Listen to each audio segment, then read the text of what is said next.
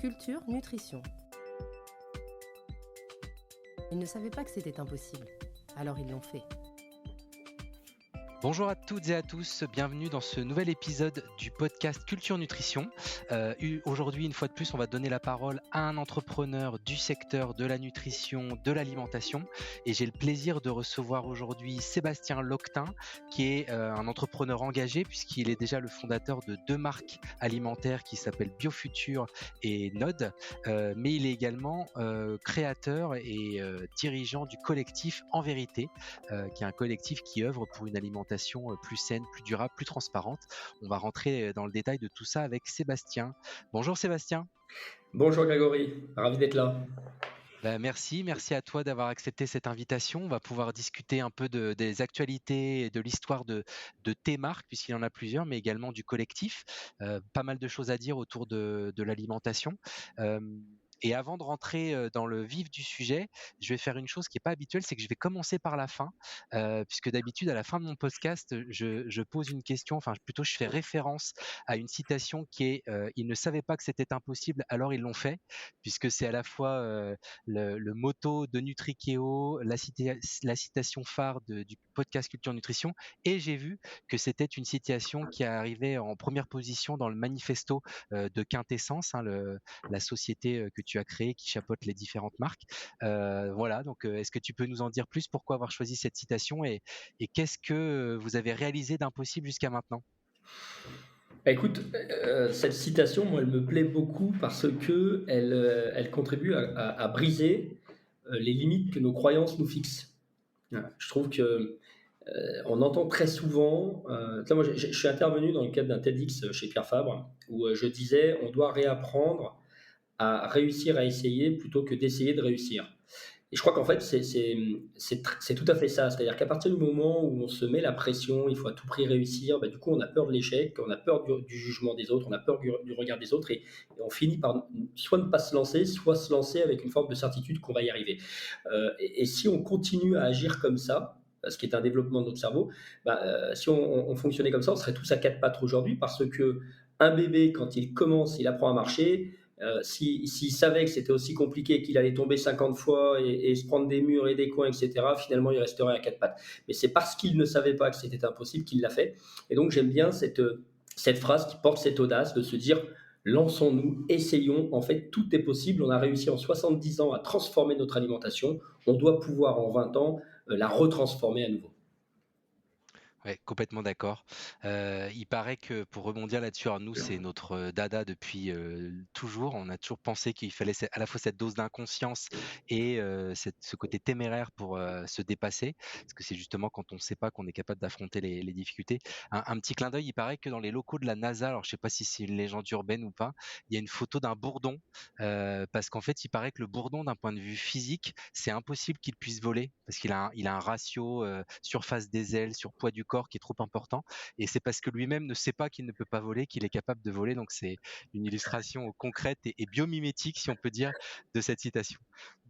Très bonne, merci pour l'anecdote, je ne savais pas du tout, mais ce sera peut-être l'emblème de Nutrikeo alors.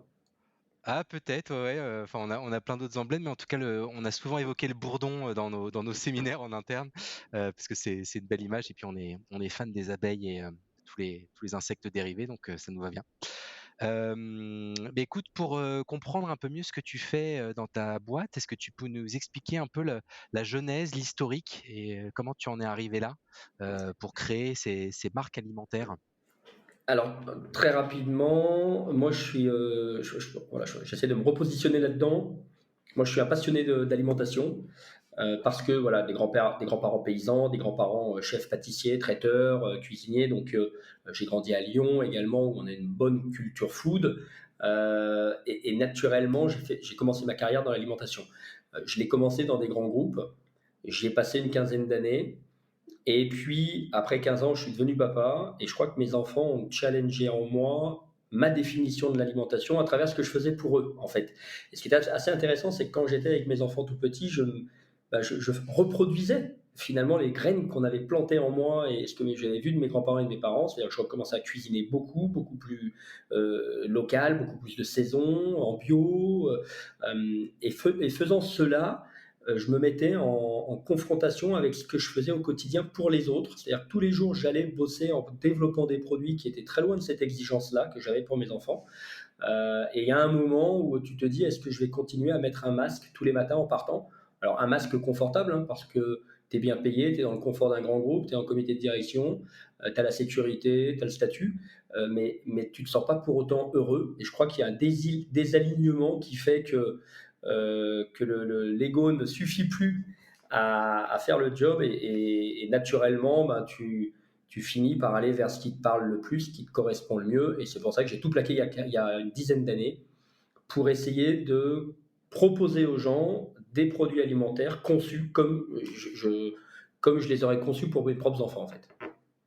Voilà, C'est intéressant ce que tu dis parce que le déclencheur, ça a été finalement cette étape où on est amené à faire la transmission à la génération d'après, donc l'arrivée des enfants, et voilà. Et du coup, c'est cette étape-là qui a un vrai questionnement sur notre alimentation, sur des réflexes peut-être qu'on a institués comme ça au fil de l'eau, qui sont liés à notre héritage. Et par contre, au moment où on doit transmettre ces habitudes-là à ses enfants, on se dit, tiens, finalement, est-ce que c'est les bons réflexes?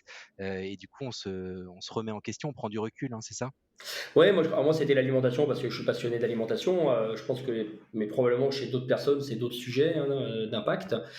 Mais en tout cas, c'est certain que nos enfants, euh, par la transmission, mais aussi par la responsabilité, c'est-à-dire quand tu as un enfant, euh, tu te rends bien compte petit qu'il a besoin de toi pour vivre. Donc c'est une très grande responsabilité. C'est-à-dire que pendant certaines années, c'est les seuls petits êtres. Si on n'est pas là, ils ne peuvent pas en gros s'en sortir. Donc on a une responsabilité qui est extrêmement importante. Et je crois qu'on a en parallèle la même quand il s'agit de nourrir les gens, parce que je nourrisse finalement mes enfants ou que je nourrisse les enfants des autres, nourrir les gens, c'est une responsabilité. C'est prendre soin de leur santé, c'est de prendre soin de leur avenir, c'est de prendre soin de leur futur emploi. Donc, on n'a pas le droit, entre guillemets, de leur mentir et on n'a pas le droit de mal les nourrir. Donc ouais, je pense qu'effectivement, la transmission, ce qu'on transmet à nos enfants, nous challenge beaucoup en termes de responsabilité. Mmh. Et alors du coup, qu'est-ce que tu ne trouvais pas dans les marques, existantes et dans les marques, sur lesquelles toi-même tu travaillais dans des entreprises agroalimentaires, que tu as insufflé dans tes marques? Alors, j'ai envie de dire que sorti des produits faits maison où on peut effectivement acheter ses ingrédients bruts, de préférence non transformés, pas trop traités en chimie, tous les produits qu'on appelle un peu de semi-transformation, moi je pense beaucoup, tu sais, quand je faisais mes fonds de placard pour moi ou pour mes enfants, dans mon placard, j'avais une routine, j'imagine comme beaucoup de gens, avec un certain nombre de produits que j'achetais de manière routinière chaque mois, donc des huiles, des sauces, des vinaigrettes, des condiments, des pâtes, des céréales, des pâtes à tartiner. Enfin, voilà, on a une espèce de fond de placard comme ça qu'on réassort chaque mois. Et c'est ces produits-là qui me posaient en fait problème parce que soit je trouvais des produits qui étaient globalement pas trop mal conçus sur un plan nutritionnel, mais avec une opacité complète sur l'origine des matières premières, sur leur niveau de transformation, ou alors qui étaient des produits bons pour la santé mais un petit peu austères au goût. Soit je faisais le choix de quelque chose d'un peu plus rustique, d'un peu plus artisanal, voilà, avec des origines bien tracées, mais dans ce cas-là, c'était blindé de sucre, blindé de graisse saturée, blindé d'additifs ou de choses comme ça. Et en fait, du coup, j'étais en incapacité de trouver des produits qui arrêtent d'opposer les attributs qu'on voue à l'alimentation. Moi, quand je me nourris, j'ai envie à la fois que ce soit bon pour ma santé, mais j'ai aussi envie que ce soit bon au goût, tout court. J'ai envie que ça prenne soin de notre agriculture et de nos paysans qui se cassent le dos 24 heures sur 24. J'ai envie de les soutenir. Et puis, j'ai envie que ça préserve les ressources de notre planète. On a une planète qui est extraordinaire. Il faut arrêter de la maltraiter. Donc, quand il s'agit de réunir l'ensemble de ces paramètres dans un produit, je ne trouvais absolument plus rien. C'est-à-dire que j'étais tout le temps obligé de faire un choix sur un sujet aussi important que l'alimentation. Donc c'est ça qui t'a amené à créer, comme tu parlais des produits de fond de placard, une première gamme d'assaisonnement d'huile? Oui, alors moi j'ai commencé, la première marque que j'ai lancée c'était Quintessence, en magasin bio, et c'est une marque effectivement, alors on a commencé par les huiles avant de déployer sur d'autres produits, les vinaigrettes, les sauces, les condiments. On a commencé par les huiles parce que j'ai un background, j'ai passé 10 ans chez le leader français des huiles alimentaires. Moi, j'adore la nutrition. Enfin, je sais que chez vous, c'est votre dada aussi, hein. Et donc, tu ne contesteras pas que les matières grasses, malheureusement, elles ont souvent mauvaise presse à tort, parce que c'est quand même le constituant de nos 100 000 milliards de cellules. Et quand on explique aux gens que toutes nos cellules, sans exception, de la première dans le ventre de notre mère à la dernière au moment de partir, euh, elles sont toutes protégées par une membrane de matière grasse, et donc c'est la qualité du gras qu'on va consommer qui va déterminer un peu notre qualité, enfin notre métabolisme, notre réaction immunitaire, notre bonne santé. Et quand j'entends des gens qui me disent faut limiter le gras, ne pas en manger ou faire des régimes sans gras, c'est un suicide lent. Et pareil, quand j'entends des gens qui ne font pas attention à la qualité de la matière grasse, je me dis c'est tellement dommage parce que c'est constitutif de tous nos organes. Voilà, donc j'ai commencé par la matière grasse parce que je me suis dit c'est là que je vais être le plus utile. C'est le fondement de la maison. Voilà, donc on a voulu faire des huiles qui permettent d'entretenir le fondement de la maison.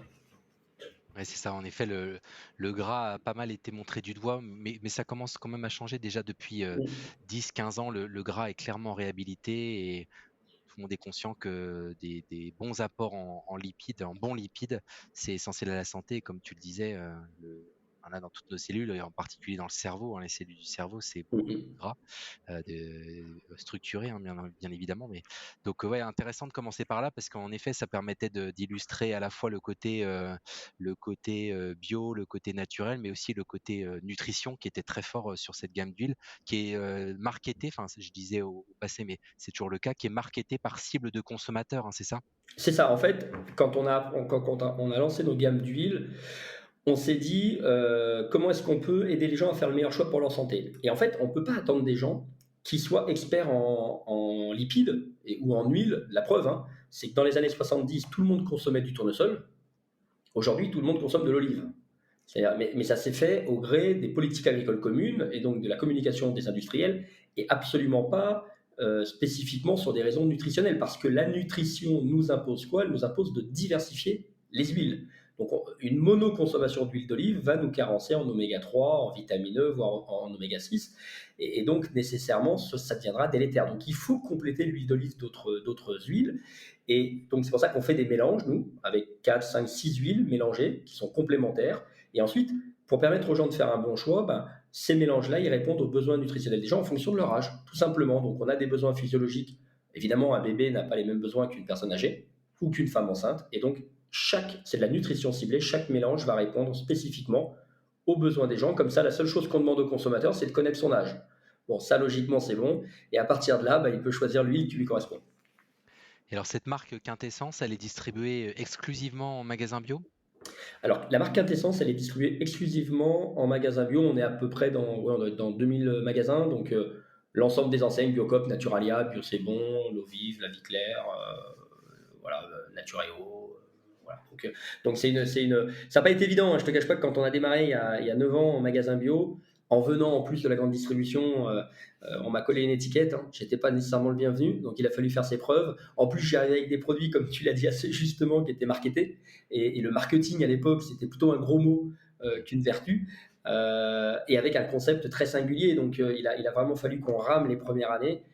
Aujourd'hui, on est très content parce que cette gamme d'huile fonctionne très bien. Et je pense notamment à l'huile bébé, qui est un vrai best-seller chez nous et qui est recommandé en pédiatrie par des nutritionnistes. Donc c'est un vrai produit de confort pour la construction de la santé de l'enfant. Parce qu'en fait, c'est une huile qu'on peut qualifier de fonctionnelle, c'est-à-dire qu'on va mettre une petite dose d'huile sur le petit pot ou sur le petit plat fait maison du bébé, y compris du nourrisson, hein, c'est ça? C'est exactement ça. En fait, le bébé, quand il passe du lait maternel ou du lait adapté à une purée de courgettes, il faut comprendre qu'il passe d'un aliment, le lait maternel, qui est très gras, 55% de gras, à du légume pur, donc plus de lipides. Donc il y a une rupture nutritionnelle qui est très importante, et c'est pas juste mettre du gras, c'est-à-dire nous, on a conçu une huile qui permet de ramener les nutriments qui étaient contenus dans le lait maternel, donc les différentes chaînes d'acides gras, de façon à ce que le bébé, dans sa purée de courgettes, continue à assurer ses apports en énergie, mais aussi en micronutriments. Donc une petite cuillère à café dans sa purée, et hop, boum, c'est parti, on n'a plus à se soucier de rien. Et alors donc, fort de ce succès de Quintessence en magasin bio, tu t'es dit, tiens, on va créer une autre marque, peut-être pour attaquer le circuit GMS. Ça a été quoi la logique de création de Nod?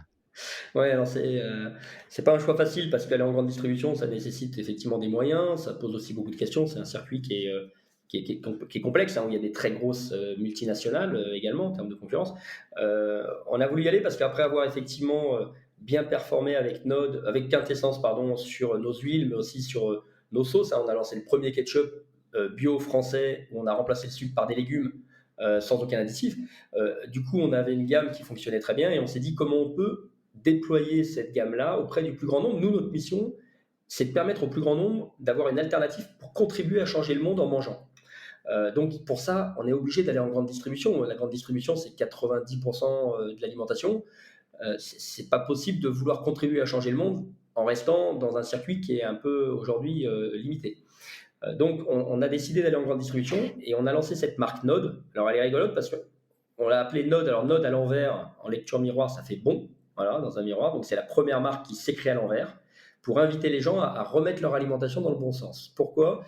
Parce que quand tu arrives en grande distribution, il ne faut pas se mentir, 80% de l'offre, elle est pas au top. Elle est soit ultra transformée, soit elle est mal équilibrée, soit traçabilité inconnue, soit les deux.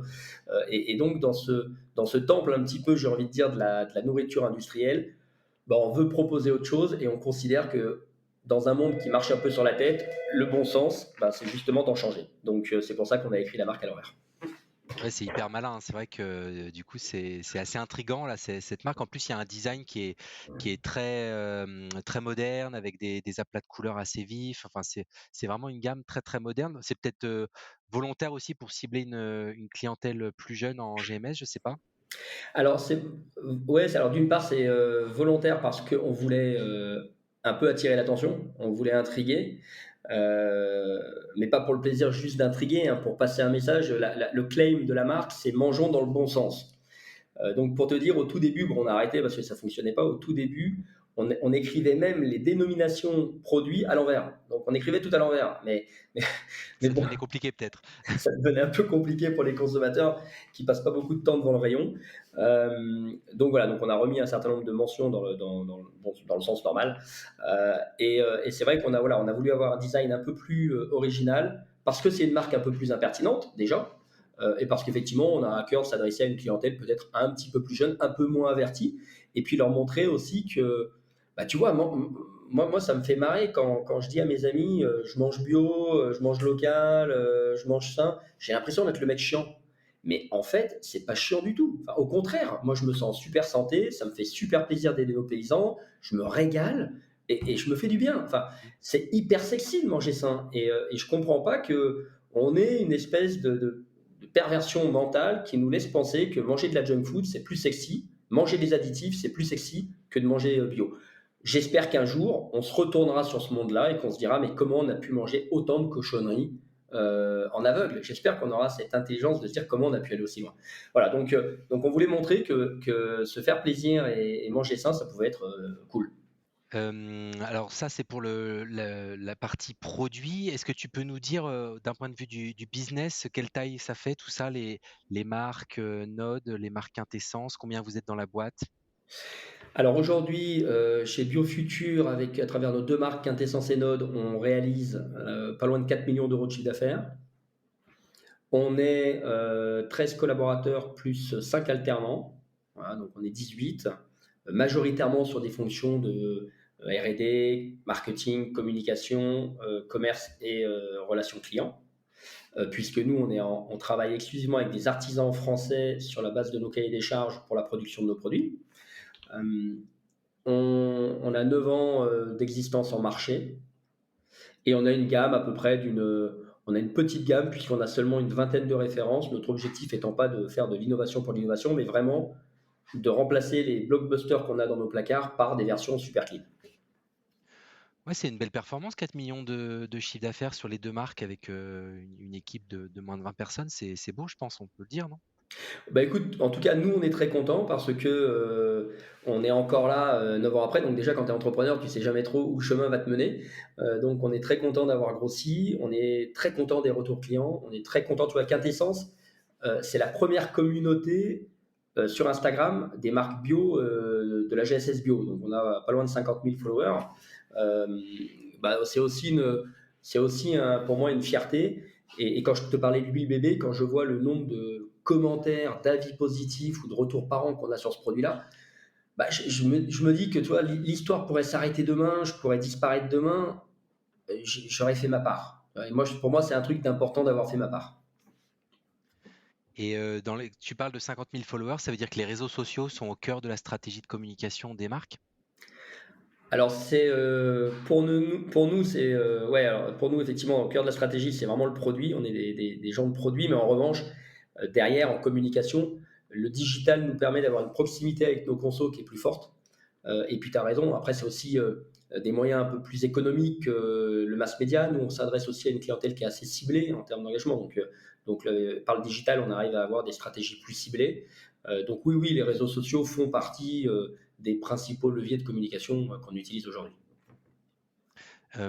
Pour faire cette croissance du coup de 0 à 4 millions à moins de 10 ans, tu l'as complètement autofinancé? Tu as levé des fonds? Comment ça s'est passé pour développer, enfin pour financer le développement?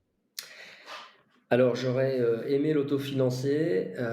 Malheureusement, je n'avais pas les moyens de mon autofinancement. Et quand j'ai démarré, notamment on a passé presque un an en R&D sur nos huiles. Donc j'avais fait une petite levée auprès de Business Angel et de Love Money, 300 000 euros. Et 300 000 euros. Et donc du coup,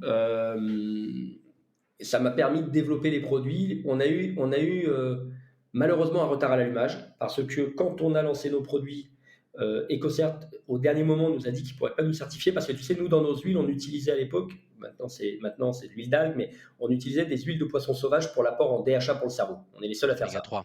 Exactement, oméga 3 DHA, vraiment constitutif du cerveau. Et comme c'est un ingrédient sauvage, on a perdu notre labellisation AB. Et donc, on a eu un choix à faire qui était de dire soit on retire le DHA qui est fonctionnellement formidable et on a le logo AB, soit on maintient la qualité nutritionnelle et on se passe du logo AB. On a fait ce choix-là, ce qui fait que pendant un an et demi, on a essayé d'obtenir auprès du ministère une dérogation qu'on a obtenue au bout d'un an et demi, mais du coup, pendant plus d'un an et demi, je n'ai pas pu commercialiser mes produits. Et donc, je me suis retrouvé sur la paille au bout de 2 ans et j'ai dû refaire une petite augmentation de capital pour pouvoir officiellement redémarrer en 2014 l'aventure. Auprès d'un fonds ou auprès d'autres Pareil, business angels? non, auprès de Business Angel, Love Money, la famille. Donc voilà, donc on a fait ces deux petites levées pour le lancement de l'aventure en début d'aventure. Et puis plus récemment, il y a 3 ans, on a ressollicité Love Money et Business Angel pour un complément de façon à pouvoir lancer Node en grande distribution, parce que la grande distribution est un circuit qui nécessite des moyens. Et alors donc après avoir créé ces 2 marques, tu t'es dit, «Je vais pas m'arrêter là, je vais lancer une nouvelle initiative». Alors cette fois-ci, c'est pas une marque, mais c'est le collectif En Vérité qui milite pour la transparence dans l'agroalimentaire. Donc, est-ce que tu peux nous en dire plus et nous expliquer en quoi consiste la mission de ton collectif? Alors, le collectif En Vérité, c'est une association à but non lucratif. Donc, on est tous bénévoles au sein du collectif. Donc, c'est vraiment quelque chose qu'on fait parce qu'on pense que c'est ce qu'il faut faire. Moi je l'ai créé l'an dernier, en début d'année dernière, en début 2021, ce collectif. Alors, ça contribue certainement. Tu sais, je te disais, moi, ce qui m'intéresse, c'est de faire ma part, de me sentir utile. Et pour ça, j'ai créé d'abord ma société quand j'ai eu 40 ans. Et puis, arrivé à 50 ans, j'ai dû me dire, finalement, même si je fais ma part dans le placard des autres, ça reste quand même minime. Comment est-ce qu'on peut aller plus vite? Et comment est-ce qu'on peut enclencher une transition alimentaire qui profitera à tout le monde plus rapidement? Aujourd'hui, il n'y a plus de débat sur le sujet. On se rend bien compte que l'alimentation est le deuxième émetteur de CO2 après, je crois, le bâtiment ou les transports. On est la première cause de mortalité au monde par la malbouffe. On est la première cause de pollution quasiment des eaux, des airs et des terres.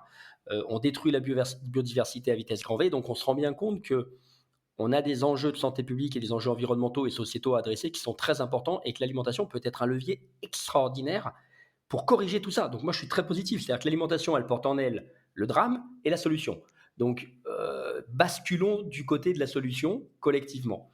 Pour ça, moi je crois beaucoup à la pédagogie. Je crois beaucoup que on le voit depuis 30, 40, 50 ans, c'est devenu très compliqué de comprendre ce qu'on mange. C'est devenu compliqué de savoir ce qu'on mange. Et donc très souvent, on réalise un acte qui est fondamental pour notre santé en aveugle. C'est-à-dire qu'on donne de l'argent à des entreprises qui, finalement, sont censées nous maintenir en bonne santé et qui ne font pas le job. Donc, on le fait en confiance, mais malheureusement, on contribue à faire en sorte que notre notre santé, notre environnement deviennent plus délétères. Donc la question qui était intéressante de se poser, c'était comment est-ce qu'on peut rendre le consommateur beaucoup plus alerte, beaucoup mieux éduqué. Et l'éducation, elle passe par l'information. L'information, elle doit être disponible on-pack. C'est-à-dire que on voit que des applications comme Yuka ont fait le job, ont aidé les consommateurs à mieux manger, mais le consommateur n'est pas un détective privé, donc il doit pouvoir trouver sur son emballage, des informations qui lui permettent de bien guider ses choix. Malheureusement, aujourd'hui, ce n'est pas le cas. Il existe des centaines de labels, de mentions, d'allégations qui sont toutes plus ou moins privées d'ailleurs, autodéclarées, qui rendent le choix du consommateur extrêmement confusant.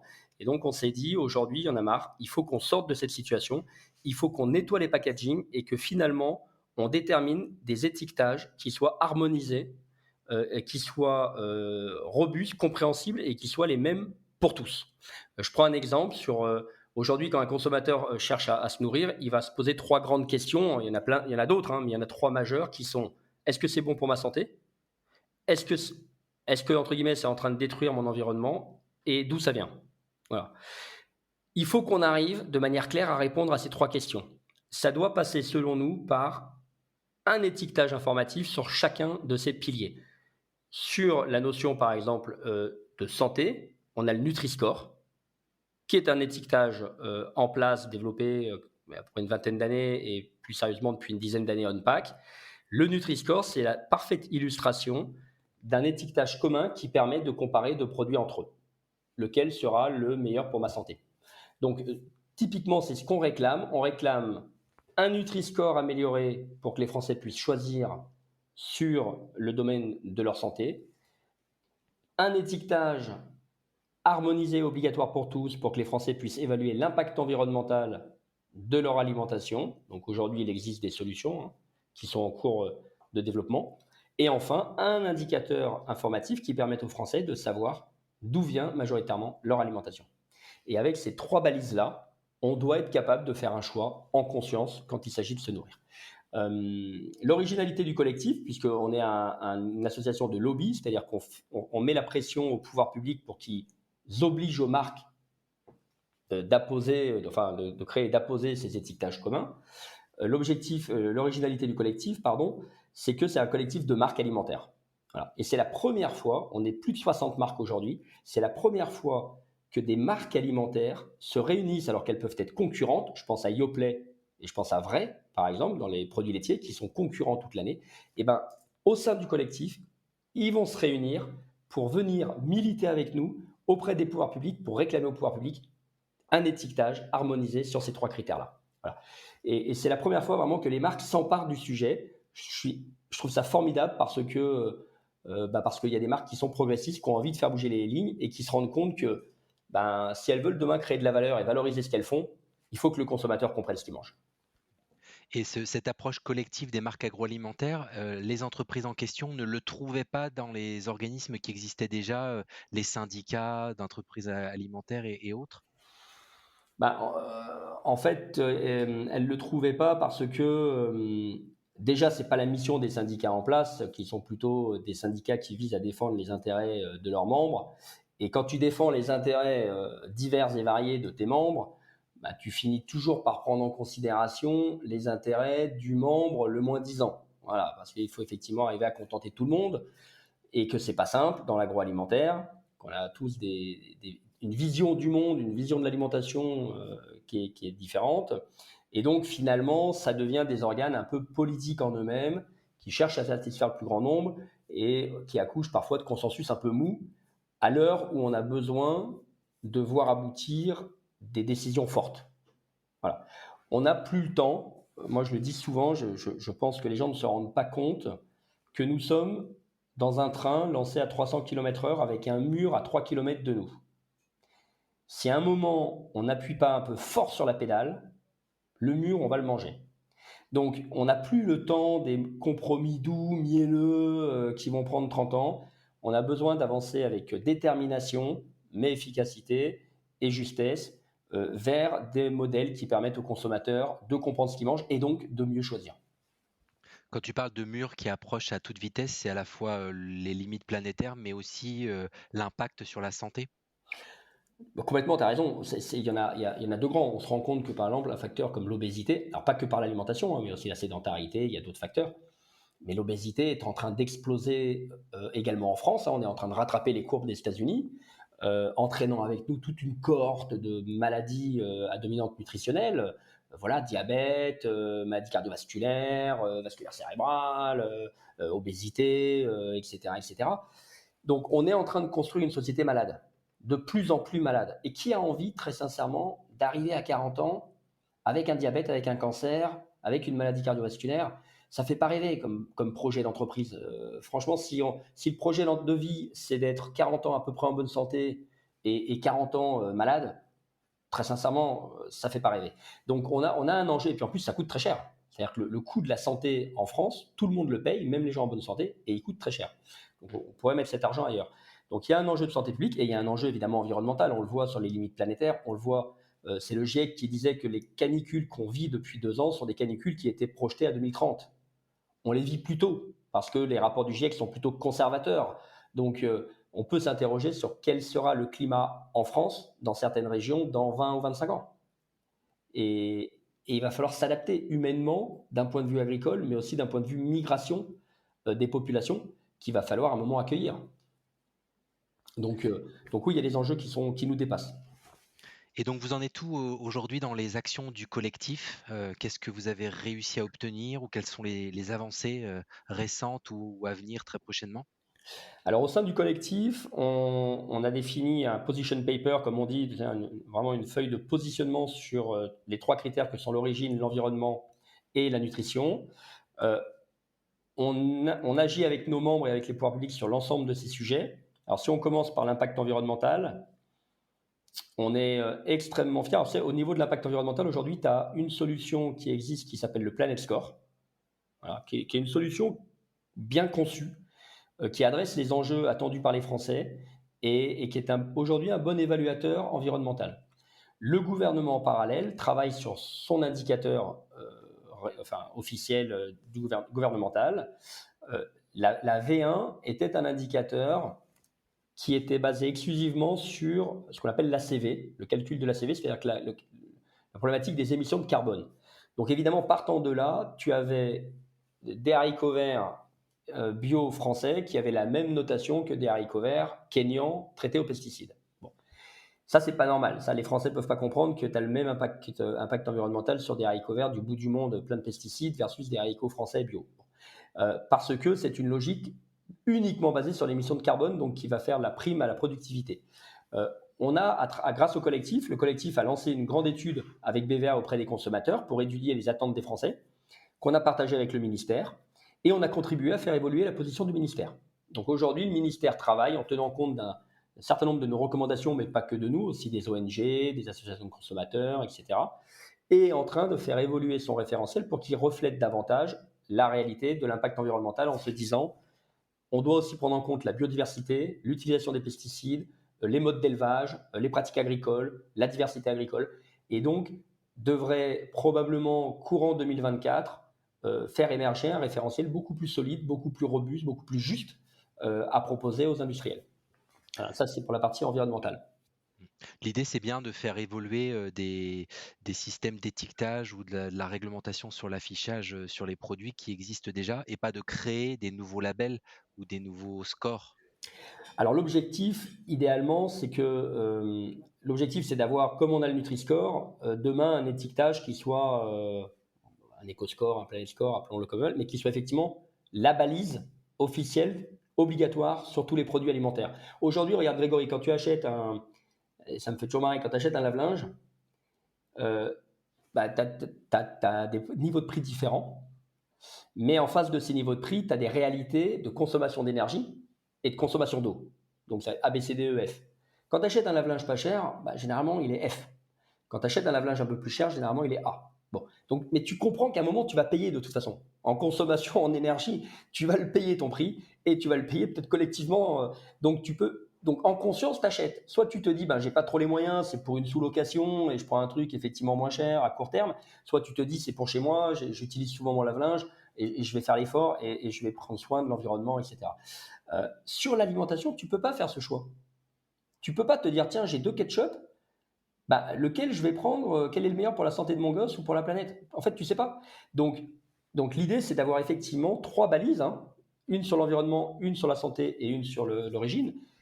Ensuite, charge aux industriels de rajouter les balises ou les étiquettes, les mentions marketing qu'ils veulent rajouter, mais au moins qu'il y ait ces 3-là qui soient les 3 étiquetages de base obligatoires sur tous les packs. Et sur le Nutri-Score, tu parlais tout à l'heure de Nutri-Score amélioré. L'idée, ce serait de l'améliorer avec des nouveaux critères tels que la présence de certains additifs, la notion d'ultra-transformation peut-être? C'est exactement ça. Aujourd'hui, sur le Nutri-Score, moi, je suis totalement fan de la démarche parce que c'est admirable ce qu'a fait le professeur Erkberg avec ses équipes. Le référentiel, un enfant de 9 ans le comprend. Donc franchement, quand un enfant de 9 ans comprend ce qui est meilleur, ce qui est moins meilleur ou moins bon, c'est formidable. Maintenant, il y a des sujets qui sont mal adressés ou de manière incomplète et qui sont compliqués à adresser, hein, mais qui manquent. Tu as parlé des additifs, tu as parlé de l'ultra-transformation. C'est vrai que c'est urgent de prendre en compte dans le Nutri-Score ces éléments-là. Je dis ça pourquoi? Je dis ça pas uniquement pour les consommateurs, je dis ça aussi pour la légitimité du Nutri-Score. Il est, on le voit sur les réseaux sociaux, de plus en plus décrié. Pourquoi? Parce que quand tu achètes, les gens ne comprennent pas qu'à une époque, et encore aujourd'hui, un choc à pic puisse être noté A. En fait, les consommateurs font preuve d'une forme de bon sens terrien quand même. Et ils se disent, un choc à pic A, le Nutri-Score, ça ne vaut rien. Voilà, le Nutri-Score, c'est du bullshit, c'est un truc d'industriel. Quand tu vois chez McCain des French fries beef barbecue avec une liste longue comme le bras, des additifs partout, des ingrédients ultra transformés notés A, tu te dis, il y a un bug dans le Nutri-Score. Et donc, tu n'y crois plus. Mais si tu n'y crois plus pour rien. Et c'est dommage parce qu'on perd une super opportunité d'informer les Français. Donc, il faut le maintenir, il faut le défendre, mais il faut effectivement que notamment les additifs et l'ultra-transformation soient pris en compte dans l'évaluation pour que les gens aient une information plus juste et plus cohérente avec ce qu'ils perçoivent. Oui, mais je pense que l'outil est évolutif et d'ailleurs, il y a déjà eu des évolutions pas plus tard qu'en fin de 2022 où il y a certains critères qui ont été adaptés, il y a les huiles qui sont remontées, les fromages qui sont redescendus. Enfin voilà, il y a différentes choses qui sont. On avance en marchant, comme on dit. Donc c'est probable que demain, on peut imaginer d'avoir un Nutri-Score augmenté de ces nouveaux critères. En fait, quand le Nutri-Score a été créé, c'est exactement ça. Il a été créé, et on sait que la nutrition, tu es bien placé pour le savoir, est une science qui évolue. Voilà. Donc, l'ultra-transformation, il y a 10 ans, personne n'en parlait. On se rend compte que c'est un fléau, mais il y a 10 ans, personne ne le savait. C'était compliqué à prendre en compte. Donc, le Nutri-Score, il a vocation à évoluer. La seule chose sur laquelle on est vigilant, c'est qu'il faut que ça se fasse assez vite au fil de la science, parce que quand la science évolue, si politiquement, il faut 50 plus pour que ça se mette en œuvre, on perd des opportunités d'être crédible vis-à-vis des consommateurs et d'avancer. Donc, il évolue et nous, on est ravis. Et comme tu dis, il vient d'évoluer avec une obligation, je crois, de mise à jour des étiquetages fin 2023. Donc, fin 2023, effectivement, il y a déjà une évolution assez robuste qui va arriver. Et on espère qu'en suivront d'autres évolutions, celles qu'on a évoquées, additifs, notamment ultra-transformation. Alors au moment où on enregistre le podcast, là on est fin juin 2023, on peut pas dire que ce soit vraiment la joie en matière de marché alimentaire entre l'inflation, la succession des différentes crises, la crise de la bio, etc. Est-ce que toi tu gardes espoir et pourquoi? Ça, c'est comment mettre le doigt sur un sujet sensible. Ouais, non, le marché a rarement été aussi tourmenté qu'il l'est aujourd'hui pour l'alimentation durable. Alors, c'est un peu cynique ce qui se passe actuellement parce qu'il faut quand même se dire que si on a un tel niveau d'inflation, c'est parce qu'on a un petit peu construit le monstre qui est derrière.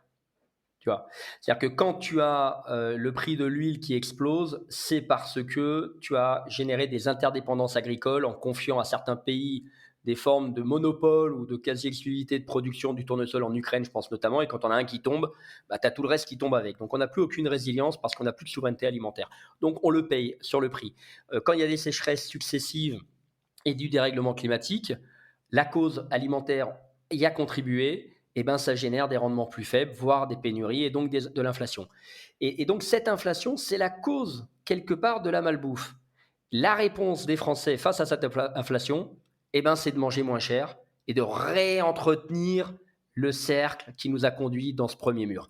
Donc c'est un peu désespérant parce qu'on se dit, là où on devrait avoir une réponse, et notamment politique, ferme, forte, déterminée à pénaliser ceux qui nous mettent dans ces murs d'inflation et de malbouffe, eh ben, au contraire, il y a une forme de prime au vice qui fait que l'inflation nourrit la maladie enfin les causes qui génèrent ces maladies. Voilà, bon. Donc pourquoi je suis quand même plein d'espoir? C'est parce que je me dis qu'à un moment, on n'aura plus le choix. Que ce soit par la réglementation ou par la conscience populaire, on n'aura plus le choix parce que je crois que personne n'est prêt à vivre dans un monde aussi malade qu'il va l'être. Et que j'espère que ce ne sera pas trop tard, mais j'espère qu'à un moment, il va y avoir une vraie prise de conscience. Et je pense surtout aux gens qui ont les moyens, parce que moi, mon grand pari, ce n'est pas de faire supporter la transition alimentaire aux gens qui n'ont pas les moyens, déjà qu'ils s'en sortent comme ils peuvent. Mais moi, ce qui m'intrigue, c'est quand j'ouvre le placard de mes amis qui ont les moyens et que je vois ce que j'y trouve. Je me dis, il y a un moment, un bug ou alors une information qui n'est pas passée. Mais dans un pays comme la France, où on a quand même une quinzaine de millions de foyers préservés, qui ont la capacité de bien se nourrir, je me dis, si ces 15 millions de foyers, ils font l'effort alimentaire pour eux d'abord et collectivement ensuite, tout le monde va en profiter, on va enclencher cette transition alimentaire. Donc le vrai pari, et c'est un des paris du collectif, c'est comment par l'information faire pivoter les achats des gens qui ont les moyens de mieux se nourrir, au profit du plus grand nombre. Mais en même temps, sans oublier ceux qui ont moins les moyens, qui sont très nombreux, comment on fait pour que ces gens-là n'aient pas que la vision court-termiste du prix du caddie, qui forcément les détourne de produits vertueux, peut-être pour aller vers des produits qui le sont moins, tout simplement parce qu'ils sont moins chers, plus disponibles, etc. Donc comment on adresse cette population-là? Ouais, il y a un double enjeu. Il y a effectivement un enjeu un peu plus moyen terme par l'information et la prise de conscience qui doit permettre d'enclencher l'achat de ceux qui ont les moyens. Et ça profitera à plus long terme à ceux qui ne l'ont pas, parce qu'on sait que quand une transition s'enclenche, il y a des économies d'échelle qui font qu'on va tous mieux manger finalement à prix équivalent.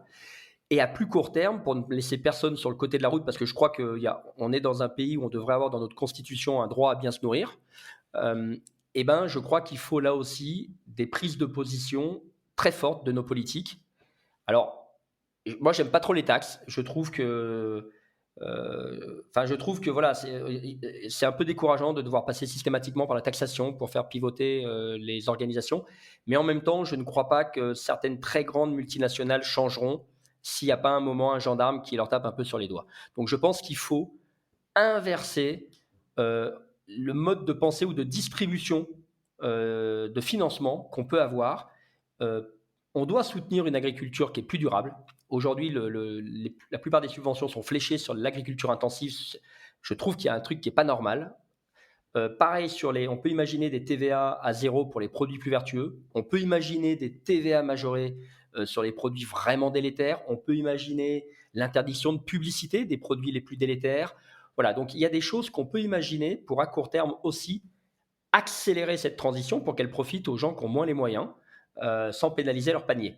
Voilà. Mais pour ça, pour avoir une politique durable, il faut qu'on ait des indicateurs qui permettent de dire qu'est-ce qu'un bon produit et qu'est-ce qu'un moins bon produit. Donc, d'où l'intérêt d'un Nutri-Score, d'un étiquetage environnemental qui nous permettra d'avoir des indicateurs qui permettent de flécher les politiques publiques. Et qui vont contribuer, au-delà de la problématique des moyens financiers, à éduquer un maximum de population sur ce qu'est un bon aliment, enfin un bon pour le goût, la planète et l'environnement. Exactement. Et la santé. Exactement. Mais moi, je crois vraiment que les consommateurs, moi, je crois à l'intelligence collective. Je suis convaincu que tout le monde personne n'a envie de s'empoisonner, personne n'a envie d'empoisonner ses enfants, personne n'a envie de vivre sur une planète caniculaire ou sans biodiversité. J'ai pas envie que mes enfants se disent un éléphant, en fait, c'était un dinosaure pour la génération suivante. On n'a pas envie de ça. Voilà, maintenant, c'est juste que la réglementation, que les politiques aident l'intelligence collective à se mettre en mouvement. Et j'aimerais bien profiter, Sébastien, de ton expertise sur les marchés alimentaires pour que tu nous donnes ton avis et ta vision sur le marché de la bio qui a subi des désagréments et des baisses de marché, on va dire, depuis quelques mois maintenant. Voilà, quel est ton point de vue là-dessus et qu'est-ce qu'il faudrait faire pour relancer la croissance ou le développement de ce marché de la bio qui était sur un trend évidemment très dynamique depuis une dizaine, une vingtaine d'années, puis qui a marqué un peu un temps d'arrêt C'est une bonne question. en 2022. Je ne sais pas s'il y a une recette magique. J'aimerais bien. Parce que finalement, quand on parle de la bio, alors je ne vais pas dire que c'est le modèle alimentaire parfait, parce qu'il n'existe pas. Et je pense que c'est un point important. Les gens ont une tendance à un niveau d'exigence vis-à-vis de la bio qui est très élevé. Mais il n'y a pas de modèle parfait. Donc la bio, on a encore des choses qu'on peut améliorer. Mais en revanche, ce qui est absolument certain, c'est que c'est d'assez loin le modèle le moins imparfait. Et aujourd'hui, je trouve qu'il y a une espèce de... Il y a quelque chose qui est un petit peu sévère à l'égard de la bio, c'est que les gens préfèrent finalement se tourner vers des simili-bio type zéro résidu de pesticides, haute valeur environnementale, qui sont des modèles un peu greenwashés de la bio, plutôt que de faire confiance à la bio. Et je pense qu'il y a une méconnaissance de ce qu'est la bio. On a une tendance à... Et je pense qu'il y a déjà, tu m'en parlais d'information, il y a déjà un peu de pédagogie à faire. La bio, ce n'est pas que le modèle agricole, c'est aussi le modèle de transformation, c'est aussi l'absence d'additifs chimiques dans les produits alimentaires. Donc ça va bien au-delà de simplement l'agriculture. Et je pense qu'à un moment, il faut que les consommateurs comprennent davantage ce que signifie la bio pour y avoir davantage confiance. Donc on a peut-être péché un peu par manque de pédagogie. Parce que quand tout va bien, comme tu dis, quand il y a de la croissance, on ne se pose pas trop la question. Quand il n'y a plus de croissance, on se rend compte qu'on aurait peut-être dû mieux éduquer le consommateur. Après, je prends des pincettes, moi, sur la notion de croissance, parce que c'était intéressant ce que tu disais. Tu disais, voilà, la bio a très fortement progressé, etc., pendant des années. Il n'empêche qu'elle n'a jamais dépassé les 6% de part de marché alimentaire. Oui, ce qui n'est pas énorme, finalement. Ça reste une minorité par rapport au reste de la consommation.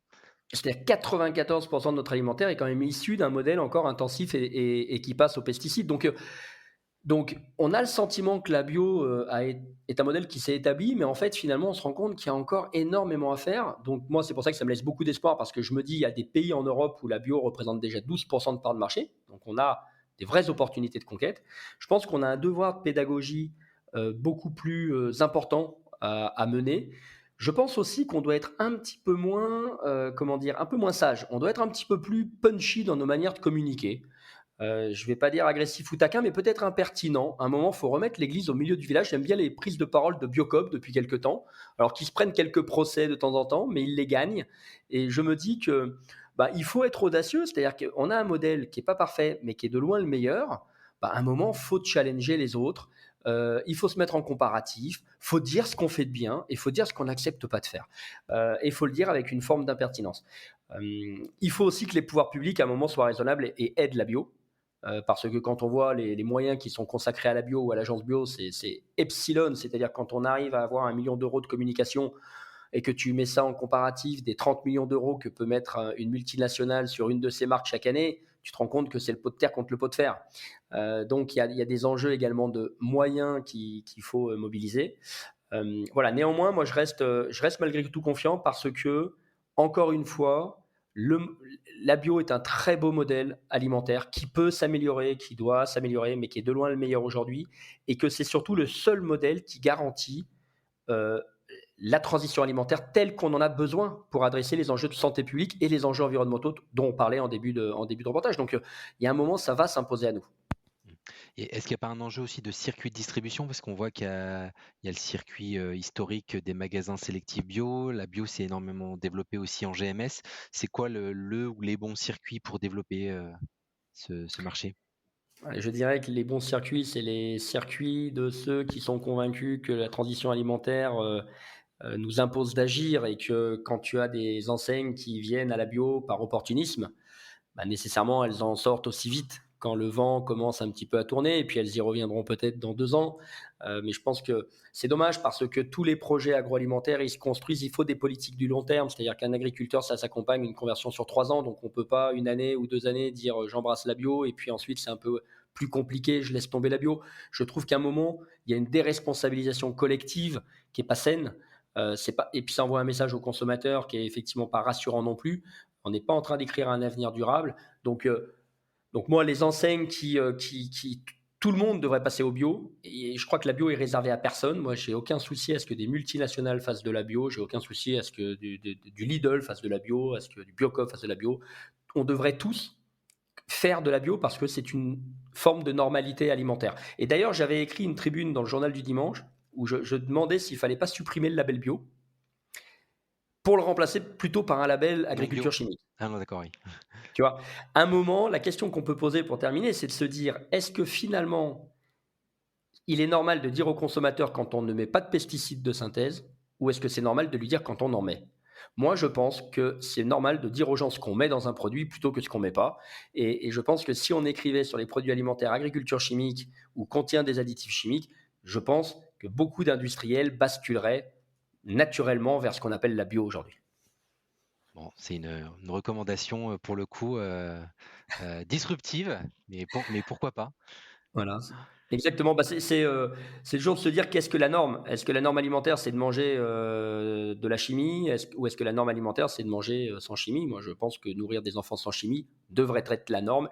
Et c'est pas normal que ce soit ceux qui fassent ce choix-là, qui s'imposent un label, qui s'imposent des coûts d'analyse, qui s'imposent des coûts d'audit et qui s'imposent en plus de se justifier. Il y a un truc curieux dans notre modèle. Ouais, c'est juste. Et du haut de tes 10 ans d'expérience en entrepreneuriat dans le food, si tu devais donner des conseils à un jeune entrepreneur qui se lance, qui lance une start-up ou une marque dans l'alimentaire, qu'est-ce que tu lui dirais? Alors, je lui dirais peut-être d'attendre l'année prochaine. Parce que il est vrai qu'en ce moment, c'est pas simple et qu'on sent bien que les clients sont mobilisés sur d'autres sujets que de référencer des nouvelles marques. Mais après, je lui dirais surtout de faire les choses vraiment par conviction et croyance profonde. Je crois qu'entrepreneur, toi, tu es entrepreneur, tu as monté ton entreprise. Je pense que être entrepreneur, c'est entreprendre. Et je crois qu'on traverse toutes les tempêtes d'autant mieux qu'on entreprend dans ce qu'on aime faire et dans ce en quoi on croit.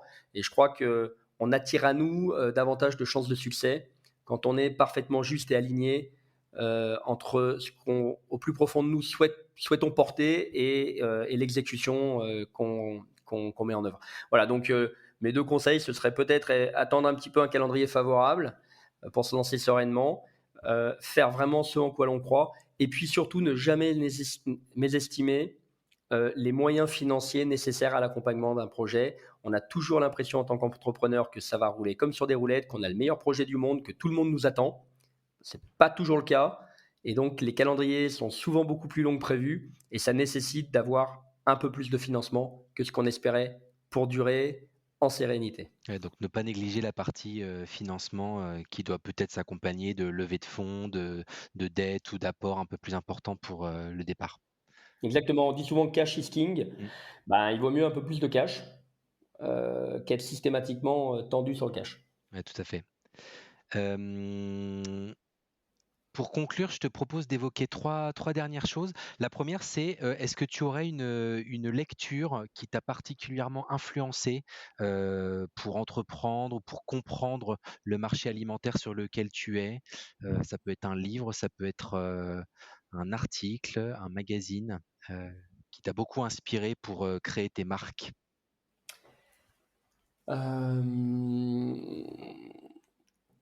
Alors écoute, je puise dans beaucoup de sources. Je suis de nature très curieuse, donc je puise dans énormément de sources. Donc j'en ai pas une qui me vient comme ça. Je suis abonné à beaucoup de news. Alors dans le cadre de la nutrition, tu vois, par exemple, moi je suis abonné à la newsletter alors j'ai la tienne et j'ai celle de nutrition, de la nutrition, que je trouve également généralement très bien faite avec des dossiers qui sont assez intéressants et qui challenge un certain nombre de mes croyances également passées. Donc je suis assez friand de ces newsletters de professionnels ou d'experts de la santé. Parce que ça nous fait aussi un update. On en parlait, la nutrition est une science qui évolue. Donc, on a aussi des updates comme ça qu'on peut intégrer dans nos réflexions produits. Bon, très bien. C'est lanutrition.fr, le site, c'est ça? C'est ça, Ok. ouais, exactement. Est-ce qu'il y a un produit alimentaire que tu trouves révolutionnaire ou très innovant, à part les tiens, bien évidemment, mais dans des marques qui seraient sorties en France ou ailleurs ces derniers mois, ces dernières années? Alors, il y a beaucoup de choses également qui se sont passées. Moi, j'aime bien une marque j'aime bien l'approche d'une marque qui s'appelle Aria Co. Mmh. Qui Pourquoi? fait partie Alors, du collectif En Vérité d'ailleurs, hein. qui fait partie du collectif En Vérité, exactement. Alors, on a beaucoup de marques au sein du collectif qui font des choses top, mais Aria Co, ce que j'ai trouvé intéressant, c'est que sur le segment, entre guillemets, de l'alternative carnée, donc végétal. Ils n'ont pas pris un angle qui est un angle de dire on veut à tout prix remplacer le steak et apporter tous les attributs du steak, mais en mettant du végétal, ce qui conduit parfois à avoir des trucs ultra transformés qui sont finalement, au final, plus délétères que le bon steak de l'Aubrac bio de temps en temps. Ils ont une approche où ils se sont dit on va essayer plutôt de proposer des alternatives qui font aimer le végétal aux gens. Et j'aime bien cette approche-là, qui est une approche qui mixe le meilleur des deux mondes, c'est-à-dire on vous propose une expérience consommateur qui va se rapprocher de ce que vous connaissiez, mais en même temps, on assume complètement d'être des vendeurs de produits végétaux plutôt bruts, peu transformés, avec une approche filière. Voilà, donc c'est quelque chose, je le dis très sincèrement, que j'aurais bien aimé, j'en avais pas les compétences, mais que j'aurais bien aimé inventer. Ou en tout cas, j'aurais bien aimé gérer comme ça. Oui, c'est vrai, c'est une marque admirable. D'ailleurs, à l'occasion, j'essaierai de recevoir dans le podcast l'un ou l'autre des deux cofondateurs. Mais en effet, ils ont pris le contre-pied dès le départ de pas aller sur le simili-carné qui cherche à tout prix à mimer la texture, l'apparence, le goût de la viande, mais à vraiment proposer une offre complètement différente de produits végétaux. Donc c'est vrai que dans ce sens, c'est très très intéressant. Et comme tu le disais, et ça rejoint, je pense, un des combats que vous défendez dans le collectif En Vérité, il y a un attachement à la filière qui est très très fort. Ils ont construit des filières agricoles pour sourcer leurs légumineuses qui rentrent dans la composition de leurs produits, qui est très intéressante, en local évidemment, en bio évidemment. Donc c'est très cohérent comme concept en effet. Et enfin, dernière question, est-ce qu'il y a une figure de l'entrepreneuriat que qui t'inspire particulièrement dans ton secteur ou dans d'autres secteurs? Ouais, alors il y en a beaucoup. Dans d'autres secteurs, tu vois, par exemple, je ne partage pas les valeurs d'un Elon Musk, mais typiquement, ce mec-là, il ne savait pas que c'était impossible. Alors ils l'ont fait, il l'incarne parfaitement. Complètement. C'est du délire absolu. Je loue cette vertu chez lui. Après, voilà, je n'irai pas sur le terrain des valeurs ou de l'impact, mais je loue vraiment cette vertu chez lui. Après, dans un monde plus proche du mien, j'ai la chance d'être entouré par un super entrepreneur qui m'inspire beaucoup, qui est Michael Aubertin. Le fondateur de Good Goût, c'est ça? Cofondateur de Good Goût. Exactement, qui a vraiment complètement révolutionné et craqué un certain nombre de sujets sur l'alimentation infantile et qui a fait bouger tous les gros. Donc, ce qui démontre que quand on peut démarrer petit et avoir un impact beaucoup plus important parce qu'on va faire bouger également les gros en les inspirant. Et il a révolutionné vraiment le secteur du baby-food. Donc, c'est une très, très belle réussite pour moi, très inspirante. Et puis, le fondateur de Léa Nature, Charles Kloboukov, qui a passé une très large partie de son capital en fondation. Et je trouve que pareil, c'est un chemin d'engagement sur 30 ans. Je crois qu'il fêtait la semaine dernière les 30 ans de Léa Nature. Un véritable chemin d'engagement sur 30 années. Donc on peut, voilà, le socle de valeur et de conviction est extrêmement solide. Et puis on sent que c'est quelqu'un qui agit vraiment pour le bien commun. Tous les collaborateurs que je connais qui travaillent chez Léa Nature sont heureux d'être dans cette entreprise, sont portés par des convictions sincères. Franchement, voilà, en tant qu'entrepreneur, je crois qu'il est certainement très fier de ce qu'il a réalisé, mais en tout cas, je trouve ça très inspirant. Bon, c'est des très bonnes idées. Et d'ailleurs, Michael, Charles, si vous nous entendez, soyez les bienvenus sur le podcast Culture Nutrition. J'essaierai de les inviter à l'occasion et qu'ils puissent partager leur expérience entrepreneuriale également. Écoute, on arrive à la fin de cette discussion. Sébastien, sur quel réseau, sur quel site on peut suivre à la fois tes marques et toi-même? Alors écoute, la société Biofuture, Biofuture, on a une page LinkedIn, Biofuture. J'ai également moi un profil LinkedIn. Après, pour nos marques Quintessence, on a une page Instagram et une page Facebook, quintessence.bio. Donc on invite les gens un peu à nous suivre. Il y a beaucoup d'astuces, il y a pas mal d'astuces nutrition, de bonnes pratiques, de comment manger avec bon sens, de manière simple et pas trop chère. On a sur la marque Node, NOD, donc Node Bio, pareil sur les pages Instagram et Facebook. Donc on est globalement assez présent sur les réseaux sociaux. Bon, très bien. Et puis le mieux, c'est d'aller nous découvrir en magasin et surtout d'aller goûter parce que je crois que ça met tout le monde d'accord, le goût. Complètement. Le ketchup est excellent. Moi, je suis entre autres client de ton ketchup au niveau familial et voilà, c'est une vraie réussite qui met tout le monde d'accord. C'est chouette, merci beaucoup Grégory. Écoute, merci pour ton temps Sébastien, c'était super intéressant de pouvoir discuter avec toi d'entrepreneuriat, de marché de l'alimentaire, de marché de la bio, et puis d'action, d'engagement, de ce qu'on peut faire demain pour aller vers une alimentation toujours meilleure pour la santé, pour le goût, pour la planète, pour l'agriculture. Je pense que tu nous as bien partagé ton engagement et c'était un vrai plaisir de t'entendre là-dessus. Écoute, moi j'étais ravi, Grégory. Ouais. Et du coup, j'en profite pour remercier tous les auditeurs qui nous ont écoutés jusqu'à maintenant. N'hésitez pas à partager autour de vous l'existence de ce podcast, cet épisode, mais tous les autres qui l'ont précédé, et à mettre 5 étoiles pour la notation sur les différentes plateformes de streaming et de diffusion de podcasts. Je vous dis à très très bientôt et je te remercie encore une fois et je te souhaite une bonne journée Sébastien. À très bientôt. Merci Grégory, bonne fin de journée à toi et compte sur moi pour mettre 5 étoiles. Merci, bonne journée.